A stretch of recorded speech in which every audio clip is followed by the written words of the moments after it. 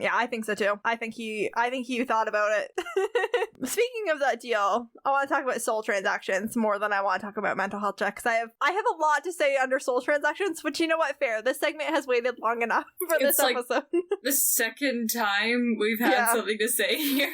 So basically, all of these contracts have the promise that you have 10 years to live and then you die and your soul goes to hell. That's like what you're offering. And you can get a lot of things in exchange for 10 years of life and then your soul. You can become an architectural genius. You can gain artistic talent. You become the world's best blues musician of your time. You can become chief of surgery in your 30s. Or you can save the life of someone you love who is dying. All of those are well and good. I mean, you could debate on whether or not some of them are worth it, but I guess that's up to the person making the deal. Just all, some options that I could have if I wanted to sell my soul. But what I actually want to talk about is Dean's deal. The deal that Dean has offered, because I think it's way more interesting, because this deal is insanely generous, especially by Winchester standards. So he gets offered the standard rider of 10 years to live, and then his soul goes to hell. And in exchange, John would come back to life and live a naturally long life, and he and Sam and John would be alive together for 10 years. That is insane. That's pretty good. When we get to the end of the season, we're gonna find out how insane that is. But that's a very generous deal for a demon to be making a Winchester. It's good to know this demon. John got 12 hours basically. Yeah, remember how that demon said, what did she say? Oh, you're lucky I have a soft spot for lost puppies with long faces. Maybe she really did. I think she did.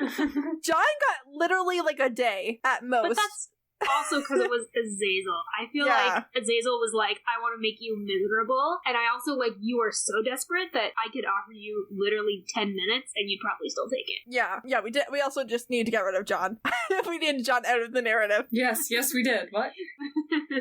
But I think that this deal that she was offering Dean is way better. The Winchesters historically get worse deals than anybody else. They're in high demand. I don't know. Because the narrative hates them. They're never offered 10 full years again for anything that they want. But yeah, so I just I really noticed that. I was like, holy shit. Because then I thought inflation. You know what? Inflation. I think that's what it is. That's in fast. Season 15, how much a soul is worth. They don't do an annual raise to keep up anymore. And now I can't own a house and 10 years. It's one or the other. It's bullshit. It's also demons are just everywhere. So if you get a bad deal, just go to another demon. Might as well make all the deals bad. Yeah, exactly. Yeah. All the demons are complaining. They're no one sticks with our deals for longer than 2 years now. Everyone's deal hopping. Can't keep a good soul these days. This economy, my gosh. Oh my god. I can't provide for my demon family if I have one. My house in hell on the shore of the river Styx. Okay, this is prime property. I have beachfront property. This is my new favorite bit. Liquid firefront property. It's not beachfront, it's liquid firefront. Oh my god. Yeah, that's even better than on the shores of the river Styx. Yeah. I mean, if you live on the shores of the river Styx, if you live on the shores of the river Styx, then every time you make a promise, you have to keep it. Yeah. Ooh. There is that. Anyway, our next segment is Sam's traumatic brain injury. Sam is working on a 3-week streak. He's been conscious 3 weeks in a row. That is so impressive. Good job, babe. Yeah, good job. He was literally, before this 3-week run of consciousness, he was literally unconscious at least once every other episode. It was baby, really bad. That's bad. So I'm glad that his brain is getting a little break from being knocked out. It needs it. He needs to use it for other things. So now we have our recommended rating. So Meredith, what would you like to rate this episode? I don't know. It was really good. So I'll give it an 8 or a 9. Okay. Yeah, I like hellhounds. I like dogs. And Jen, how about you? Wait, my mind. I lost track.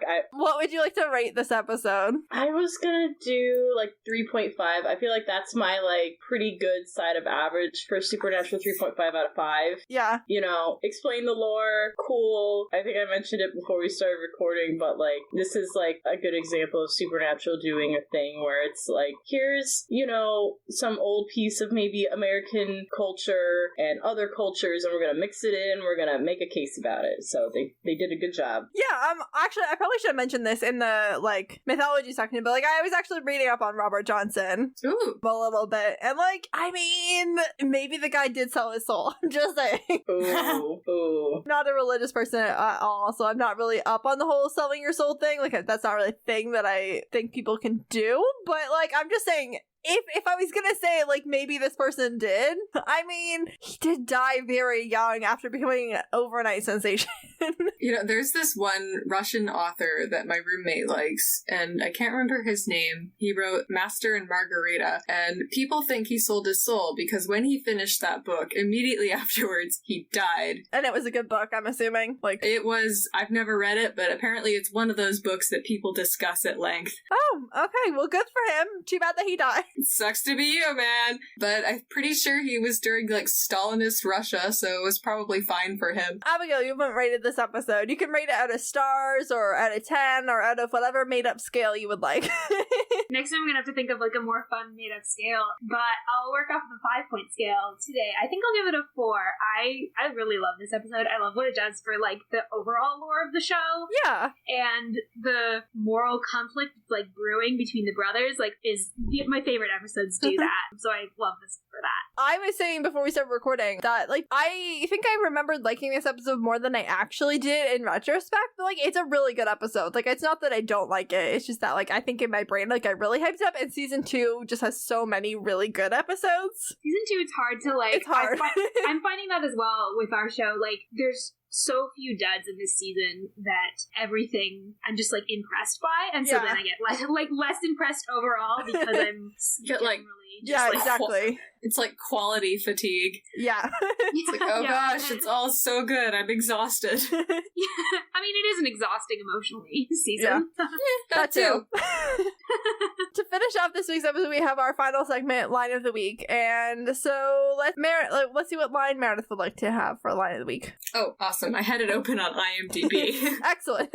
I liked it when Dean said, we know a little about a lot of things, just enough to make us dangerous. I think that's a good summary of the Winchesters and how they operate. That was mine too. Oh yeah, nice twins. No, I don't. I usually, when I think I'm gonna have a repeat, I like come up with some backups. But no, that was my overall line of the week this week, so I didn't do backups. Nice. Well, Abigail, how about you? My line of the week is, all right, what have you got on the case there, you innocent, harmless young man, you? That was almost going to be mine. We could have done double twinsies.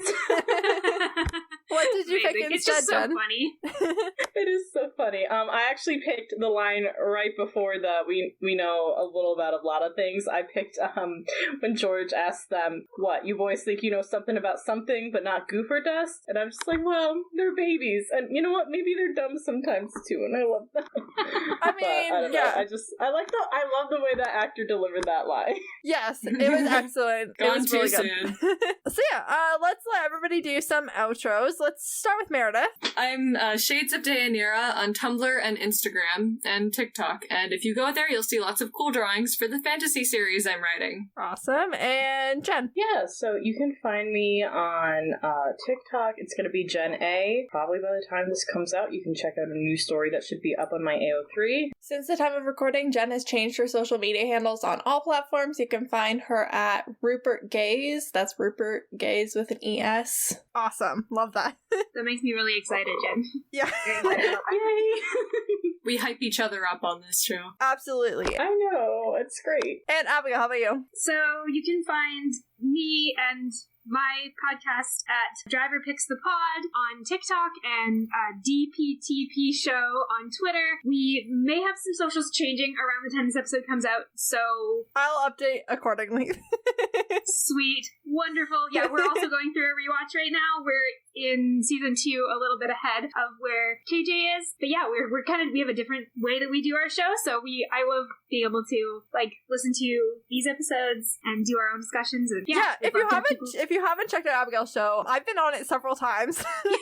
A lot this season too. Yeah. You have a couple coming out soon that I'm really excited about. Yeah, definitely go listen, because you cover, like, things through, like, themes, so it's really fun. One more time from KJ on the changed social media handles, so you can now find Abigail's Supernatural podcast, Saving People Queering Things, and the social media handles for that are Queering Things Pod on Instagram and TikTok, and Queering_Things on Twitter. And Abigail also asked me to add their social media, their personal social media, and it is Astral Spock. So that is where you can find them. And next week we are going to be covering Croatoan with Meredith, Moira, and Jordan, which will be fun. Jordan hasn't been on in a while, so yeah, wow. Yeah, it is. That's a good episode. Definitely something to discuss. I've been KJ. You can find me on all social media platforms at Life Messes of KJ, except for TikTok, where you can now find me at SPN Opinions KJ. If you want to be on the podcast, you can either reach out to me there, or you can reach out through the podcast social media. You can email the podcast. Our email address is supernaturalopinionspodcast@gmail.com. You can find us on Twitter at SPN Opinions Pod. We are Supernatural Opinions Podcast on Facebook and at Supernatural Opinions Pod on Instagram. And if you could subscribe and leave us a review wherever you listen to this podcast,